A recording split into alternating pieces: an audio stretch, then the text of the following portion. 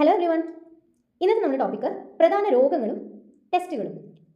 ഇത് ഇമ്പോർട്ടൻ്റ് ആയിട്ട് ടോപ്പിക്കാണ്. കാരണം റീസെൻ്റ് ആയിട്ട് PSC എക്സാംസിനെല്ലാം ബയോളജി പാർട്ടിൽ നിന്ന് വരുന്ന ഒരു ക്വസ്റ്റ്യൻ ആണ് കേട്ടോ. രോഗങ്ങളും അത് കണ്ടുപിടിക്കാനുള്ള ടെസ്റ്റുകളും.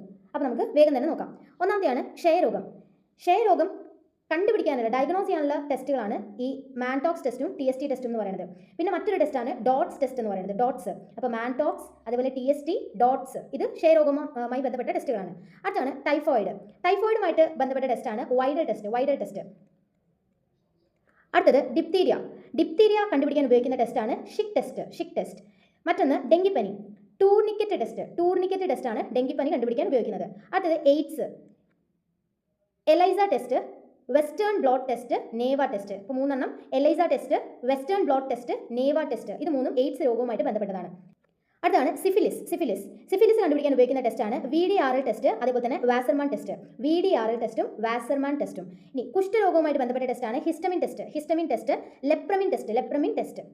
അടുത്തത് ഗർഭാശയ ഗള ക്യാൻസർ കണ്ടുപിടിക്കാനുള്ള ടെസ്റ്റാണ് പാപ്സ്മിയർ ടെസ്റ്റ്. അടുത്തത് ക്യാൻസറിന്റെ ടെസ്റ്റാണ് ബയോപ്സി. ഇനി സ്തനാർബുദം, മാമോഗ്രഫി. അടുത്തത് നിശാന്തത അഥവാ colour blindness, rose Bengal test.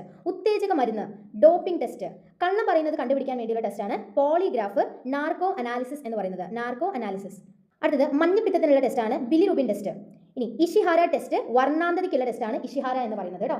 അപ്പോൾ ഇതൊക്കെയാണ് ഇമ്പോർട്ടൻ്റ് ആയിട്ടുള്ള ടെസ്റ്റുകൾ. ക്ലാസ് മനസ്സിലായി എന്നുണ്ടെങ്കിൽ ലൈക്ക് ചെയ്യുക, ഷെയർ ചെയ്യുക, സബ്സ്ക്രൈബ് ചെയ്യുക. താങ്ക്